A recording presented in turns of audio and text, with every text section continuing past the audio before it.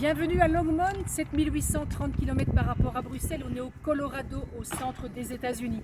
Autre différence avec la Belgique, les constructions. Alors ici, c'est quelque chose, c'est un endroit qui me tient à cœur. Pourquoi? Parce que toutes ces maisons que vous voyez là, eh bien, je les ai vues construire. Alors vous allez dire, bah, attends Emmanuel, ça fait combien de temps que tu es aux États-Unis? Toi, des années? Pas du tout, je les ai vues construire. Mais alors, comme des petits champignons, au mois de juillet. Je suis venue pendant 3 semaines. Et en 3 semaines, il y avait toute une rangée de maisons qui étaient construites. Hallucinant. Et ici, je reviens, donc on est au mois d'avril. Et regardez, encore d'autres petits champignons qui poussent là. Et on a un autre, regardez, le beau champignon ici. Etienne, il va simplement nous expliquer quelles sont les différences entre les maisons des États-Unis et les maisons belges. Eh bien, tout premièrement, la construction. Toute l'ossature ici est faite dans ce qu'on appelle un 2x4, donc c'est une section en bois et tout le squelette de la maison est fait avec ce type de bois. Ensuite, à ce moment-là, on met une brique de parement et une isolation entre les couches et c'est fini.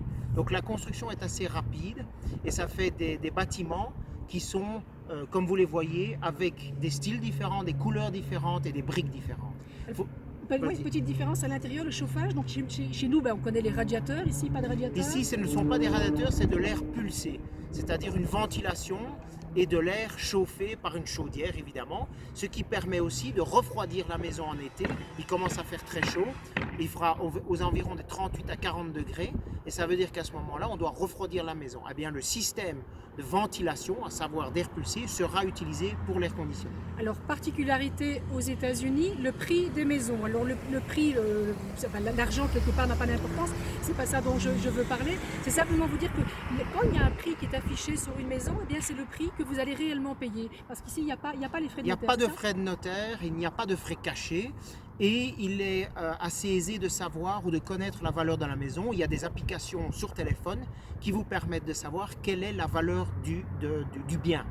Même les biens qui sont pas à vendre. Donc quand vous vous promenez dans les rues, eh bien si vous dites ouais la maison elle est sympa, hop vous prenez l'application Zillow ça s'appelle et on vous dit combien ça coûte. Ça vous permet un peu de savoir si votre maison a de la valeur ou si celle du voisin a un petit peu plus de valeur. Ce qui est intéressant à ce sujet-là, c'est qu'évidemment vous pouvez aussi regarder la maison de l'intérieur grâce à cette application avec des photos.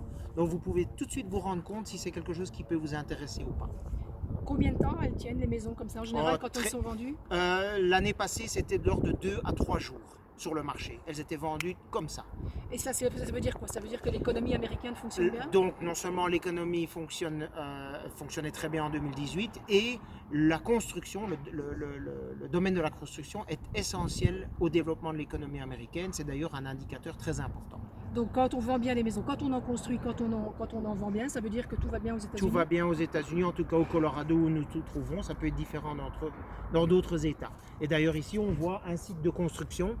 Les personnes ici travaillent avec des clouteuses, etc. pour cette fameuse ossature en bois. Ah ben voilà, je pense qu'on sait tout sur les petites maisons. Au revoir. Au revoir.